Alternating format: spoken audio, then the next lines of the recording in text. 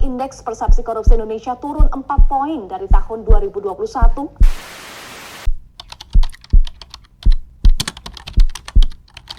1,1 miliar pada MMA selaku Ketua Tim Pemeriksa BPK Perwakilan. Ini adalah nilai total kerugian negara terbesar sepanjang sejarah. Bara sebagai tersangka kasus korupsi bantuan sosial dalam kasus kredit macet Bapindo dengan nilai jarahan sebesar 9 triliun rupiah.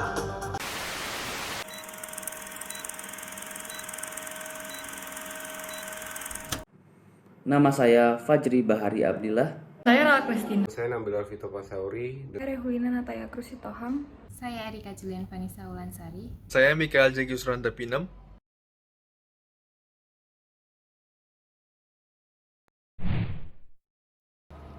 Mahasiswa sangat berperan penting dalam gerakan pemberantasan kasus korupsi di Indonesia. Maka dari itu sangat diperlukan jati diri yang mengedepankan nilai, logika, etika, dan Pancasila sebagai warga negara yang baik, yang telah dibahas pada mata kuliah ini. Nilai merupakan sesuatu yang penting dan berharga, serta berfungsi sebagai prinsip yang terkait dengan kehidupan seseorang. Filsafat nilai membahas teori atau konsep nilai yang terkait dengan moralitas dan keindahan. Nilai dapat digunakan sebagai panduan untuk memutuskan tindakan yang tepat dalam situasi tertentu. Di Universitas Indonesia, terdapat 9 nilai dasar yang harus diterapkan oleh seluruh sivitas akademika, seperti kejujuran, keadilan, keterpercayaan, dan lain-lain. Nilai tersebut dijelaskan secara lebih rinci dalam Kode Etik dan Kode Perilaku Sivitas Akademika Universitas Indonesia. Filsafat adalah pencarian pemahaman tentang hakikat dan eksistensi manusia yang memiliki manfaat yang banyak, seperti meningkatkan kemampuan dalam berargumentasi secara logis, mendorong analisis kritis, membuka diri terhadap sudut pandang yang berbeda, dan bertindak secara etis ketika mengambil keputusan. Filsafat memiliki 2 jenis pertanyaan, yaitu pertanyaan yang memiliki jawaban pasti atau tertutup, dan pertanyaan yang terbuka untuk dibahas atau yang disebut terbuka, serta 8 bidang kajian seperti ontologi, metafisika, dan aksiologi. Karakteristik filsafat adalah kritis, radikal, dan sistematis dengan argumen sebagai unit paling dasar dalam proses penawaran. Dan bisa dikaitkan dengan kasus korupsi terkini di Indonesia yang menggambarkan sebuah tindakan yang bertentangan dengan nilai-nilai yang dijunjung tinggi dalam masyarakat dan institusi, seperti kejujuran, keadilan, dan tanggung jawab. Korupsi dapat dianggap sebagai tindakan yang merusak nilai-nilai tersebut, karena korupsi melanggar prinsip-prinsip moral dan etika yang dianggap penting dalam kehidupan berbangsa dan bernegara. Sebagai contoh, dalam Sivitas Akademika Universitas Indonesia terdapat 9 nilai dasar yang harus diterapkan. Salah satunya adalah kejujuran. Ketika kasus korupsi terjadi, maka nilai kejujuran tersebut telah dilanggar. Oleh karena itu, perlu dilakukan tindakan untuk menegakkan nilai-nilai yang ditetapkan, termasuk keadilan, keterpercayaan, dan tanggung jawab. Logika memiliki peran penting dalam pembentukan jati diri seseorang karena logika dapat membantu seseorang dalam mengembangkan kemampuan berpikir kritis dan analitis yang diperlukan untuk mengambil keputusan dan memahami situasi dengan lebih baik.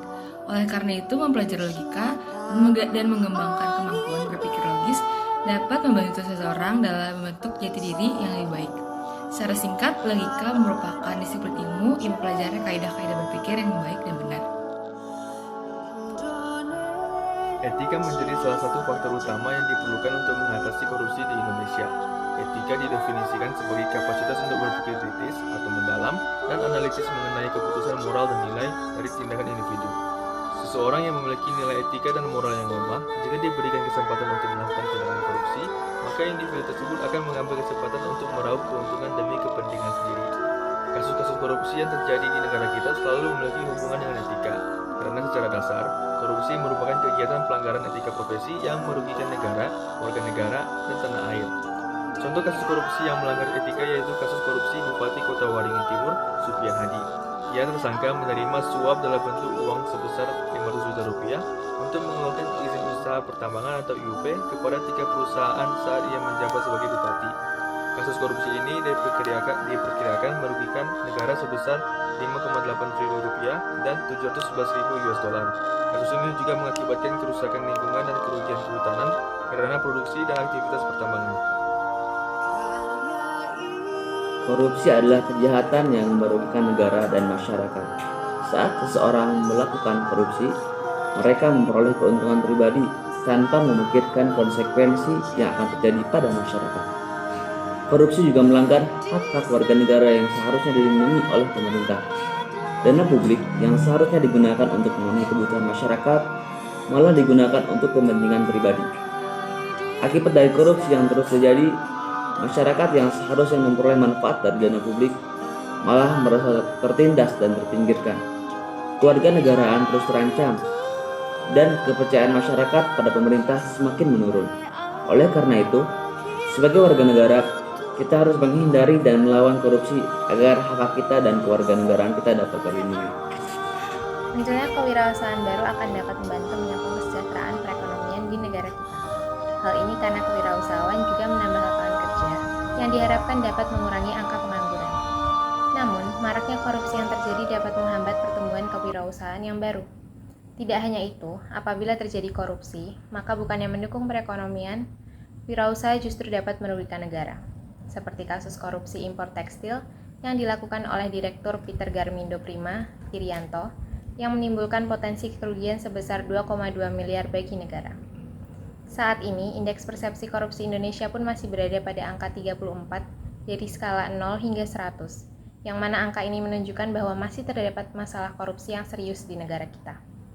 Wirausaha di Indonesia akan dapat tumbuh dengan maksimal apabila terdapat pengenalan praktik bisnis yang transparan dan etis, yang dapat membentuk budaya bertanggung jawab dan berintegritas di kalangan para wirausahawan. Oleh karena itu, kita sebagai warga negara yang baik harus dapat bekerja sama dengan pemerintah maupun sektor swasta